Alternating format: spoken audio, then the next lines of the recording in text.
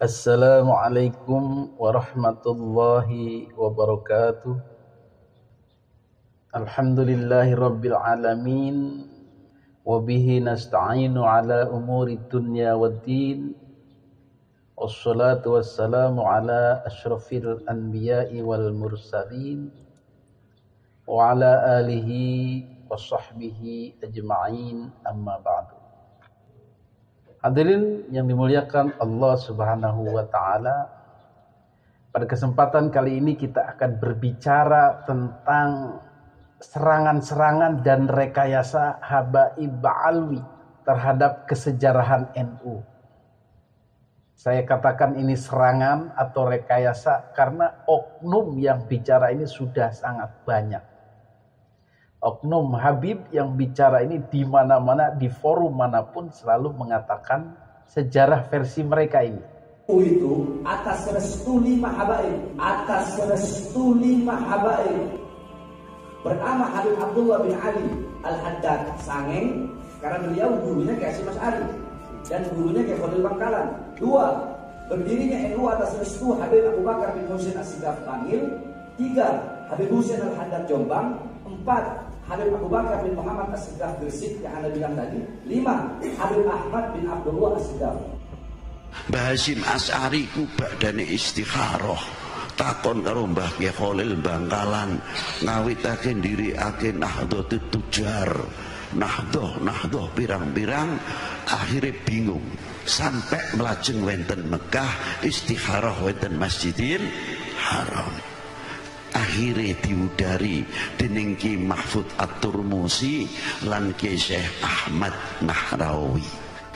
Akhirnya dawuh kalian Ki Hasyim Asy'ari, kowe baliyo iki alamate sing bisa ngadeg NU cuma wong loro. Siji Habib Hasyim bin Umar bin Yahya Pekalongan, loro panjenengane Ki Ahmad Khalil Bangkalan. Maka Ki Hasyim bali. Habib Muhammad bin Idris Al-Habsyi ini punya menantu. Mantunya yang bernama Al-Habib Muhammad bin Ahmad Al-Bukhdar Bondoso. Dan Habib Muhammad bin Ahmad Al-Bukhdar ini adalah salah satu pencetus daripada Nahdlatul Ulama. Habib Muhammad bin Ahmad Al-Bukhdar ini adalah salah satu pencetus daripada Nahdlatul Ulama. Nahdlatul Ulama waktu itu digagaskan oleh Habib Muhammad bin Ahmad Al-Bukhdar. Cuma karena memang Habib Muhammad ini keturunan orang Arab, waktu itu aturan daripada orang-orang Belanda dan Indonesia, seorang luar asing tidak boleh membuat satu firqah, tidak boleh membuat satu perkumpulan. Maka para habaib sama daripada Habib Muhammad bin Ahmad Al-Bukhdar ini bermusyawarah bagaimana siapa yang kita tunjuk untuk menjadi ketua daripada Nahdlatul Ulama. Akhirnya tercetuslah Kiai Haji Hasyim Asy'ari. Riyen niku Mbah Hasyim kalih Mbah Wahab sowan ten Habib Abu Bakar mbah kula niku matur piye carane wong-wong sing seneng maulidan, seneng tahlilan ojo sampai kalah ambek yayasan atau organisasi Muhammadiyah Ki Haji Ahmad Dahlan, gak gelem kalah. Maka Al Habib Abu Bakar mengatakan, engkau punya guru, panjenengan kagungan guru, parani gurumu. Sinten gurune panjenengan? Syekhona Khalil bin Abdul Latif Bangkalan dan mereka. Sak mantune saking Syekhona Khalil melebet malih dan Habib Abu Bakar, dan Habib Abu Bakar mengatakan kula niki kagungan waktu itu 1000 golden diparingaken sedaya dumateng Mbah Hasyim kalih Mbah Wahab untuk mendirikan Nahdlatul Ulama. Padahal kita tahu bahwa audiensnya adalah orang-orang NU grassroots, orang-orang awam yang tidak pernah belajar NU secara detail. Satu-satunya referensi yang mereka terima adalah dari ceramah-ceramah itu. Dan kemudian mereka percaya. Kenapa percaya? Karena mereka mengatasnamakan NU, kami orang NU bicara NU. Jadi Habib Ba'alwi ini mereka menyatakan kami NU, kami bicara NU, berarti benar. Kecuali orang luar bicara NU.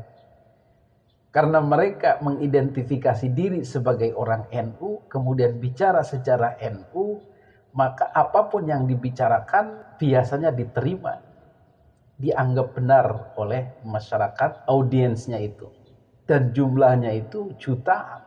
Sehingga dengan demikian efek penyebarannya virus ini luar biasa. Dan inilah yang disebut rekayasa sosial, yang disebut brainstorming, brainwashing, infiltrasi ideologi. Jadi kooptasi terhadap sejarah, pendistorsian sejarah terus dilakukan masif dan konsisten. Apa ndak bahaya tak? Tetapi yang seperti ini, serangan-serangan seperti ini diabaikan saja oleh NU. Tidak dihiraukan, tidak digubris, tidak ditanggapi. Ibarat panah-panah yang meluncur dan menancap di tubuh itu, ya biasa aja. Tidak ada reaksi, tidak ada perlawanan balik, tidak ada unjuk kekuatan, ya pasrah saja. Itulah kondisi kita sekarang, kondisi NU sekarang. Tidak ada yang menyerang balik, tidak ada yang mempertahankan diri. Yo pasrah pokoknya. Wis karepmu, NU mau diapa-apain, tidak ada reaksi. Hadirin yang dimuliakan Allah Subhanahu wa Ta'ala, kita pun bingung dengan kondisi ini. Kok bisa? Sesuatu yang penting, sebuah serangan ideologi, sebuah serangan sejarah, pembelokan sejarah, pemalsuan sejarah, distorsi sejarah dalam organ tubuh NU yang penting ini tidak digubris. Ibarat pelecehan seksual ini sang korban diam-diam baik. Kenapa bisa begitu? Bisa jadi korbannya suka atau tak berdaya karena relasi kuasa yang tidak seimbang. Itu yang membuat kita sedih. Hadirin yang dimuliakan Allah Subhanahu wa Ta'ala, sampai sejauh ini belum ada usaha-usaha untuk meredam itu, untuk mengkelirkan itu secara resmi dari PBNU, dari pengurus-pengurus NU. Mereka seolah-olah tidak bertanggung jawab, tidak merasa punya kewajiban, punya beban untuk menjelaskan ini kepada masyarakat. Lantas siapa yang akhirnya bereaksi? Yang bereaksi adalah kalangan-kalangan muda NU yang peduli. Kiai-kiai yang peduli, kiai-kiai yang khawatir, yang ingin menyelamatkan NU. Dan banyak diantaranya dimotori oleh barisannya Kiai Haji Imaduddin Utsman Al-Bantani dan kawan-kawan yang menelisik nasab Habaib Ba'alwi ini. Karena yang menyerang ini adalah Ba'alwi. Maka yang defendernya, yang mempertahankan adalah mereka yang mengkritik Ba'alwi.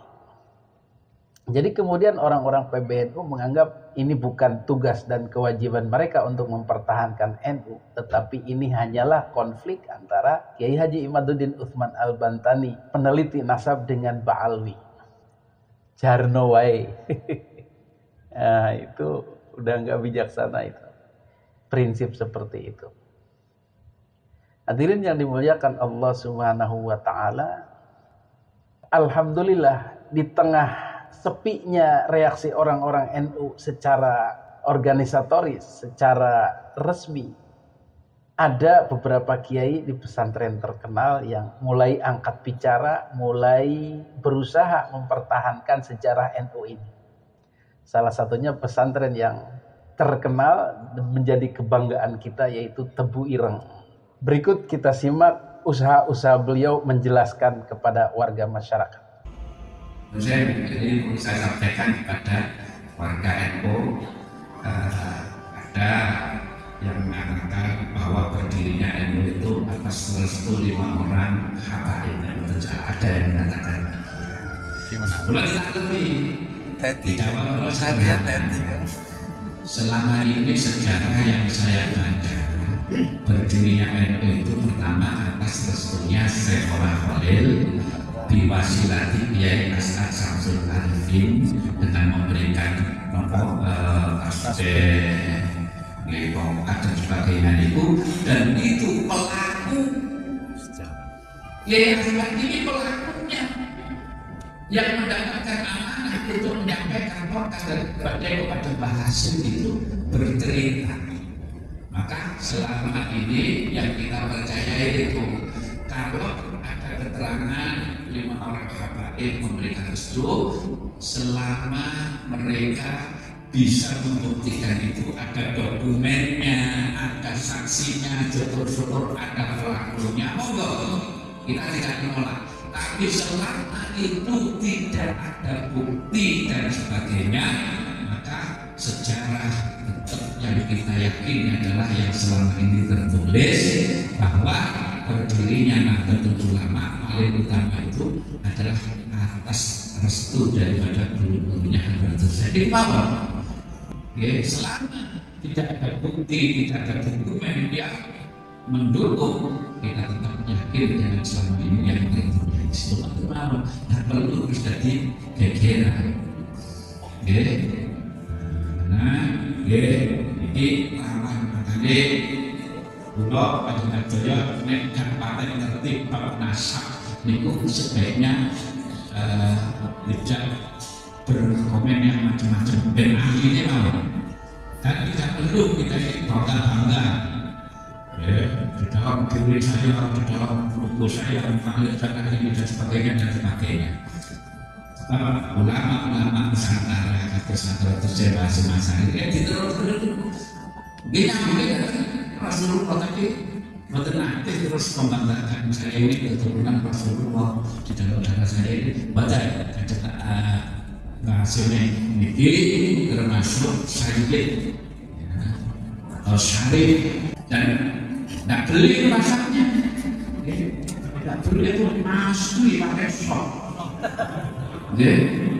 Nah, makanya tidak perlu kita ini memperhatikan. Jadi menjaga silaturahmi. Mudah-mudahan usaha-usaha dari Kiai di Tebu Ireng ini disusul atau diikuti oleh usaha-usaha Kiai lainnya untuk menjelaskan sejarah yang sebenarnya dan menghapus sejarah-sejarah yang disebarluaskan oleh kaum Ba'alwi ini. Harus berani berkata begitu. Yang Ba'alwi salah, yang benar adalah versi kita. Harus berani seperti itu. Jangan merasa tidak enakan, jangan merasa takut, jangan merasa kehilangan anggah ungguh kesopanan, jangan merasa kurang adab kepada habaib Ba'alwi. Ini masalah sejarah, jelaskan saja dengan apa adanya. Dengan begitu kita akan terlepas dari beban-beban itu dan menjadi merdeka untuk menjelaskan jati diri sendiri. Mudah-mudahan kita doakan banyak kiai-kiai lainnya yang bersuara. Hadanallahu wa iyyakum ajma'in. Assalamualaikum warahmatullahi wabarakatuh.